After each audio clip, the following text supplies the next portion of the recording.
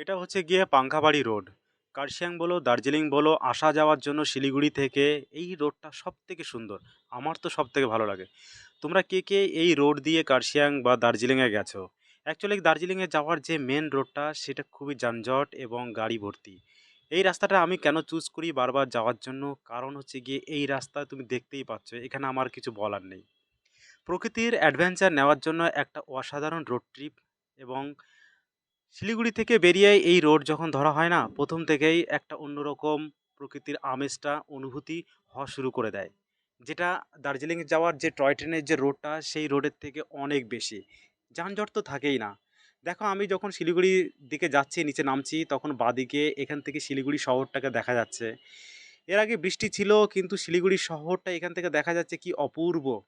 যখন আমি রাতের বেলায় এই রোড দিয়ে আমি ফিরি শিলিগুড়িতে, তখন আরও দারুণ দেখা যায়। উপর থেকে একটা ঝলমলে ঝকমকে রাস্তা, না সরি, রাস্তা বলছি কেন, শহর দেখা যায়।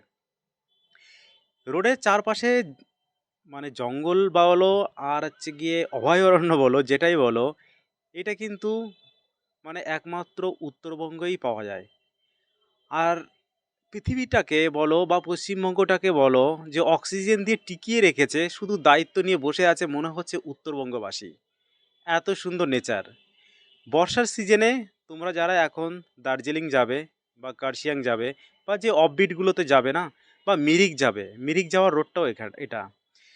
তো এই রোড দিয়ে, পাংখাবাড়ি রোড দিয়ে যেতে পারো। তোমরা দেখতেই পাচ্ছ যে চোখ ফেরাতে পারবে না, এতটা সুন্দর।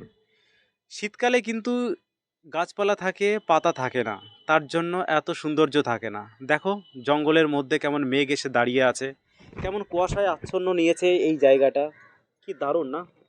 তো শিলিগুড়ি থেকে বেরিয়ে এই রোডটা তুমি পাবে এবং দুদিকে চা বাগান, অপূর্ব সুন্দর। চা বাগানের ছোঁয়াটা তুমি সঙ্গে সঙ্গে শিলিগুড়ি থেকে বেরিয়ে পাংখাবাড়ি রোডে আসার সঙ্গে সঙ্গে পেয়ে যাবে। তাই এই রোডের ট্রিপটা আমি কখনো মিস করি না। তোমরাও আশা করি এবার থেকে এই রোড দিয়েই যাবে।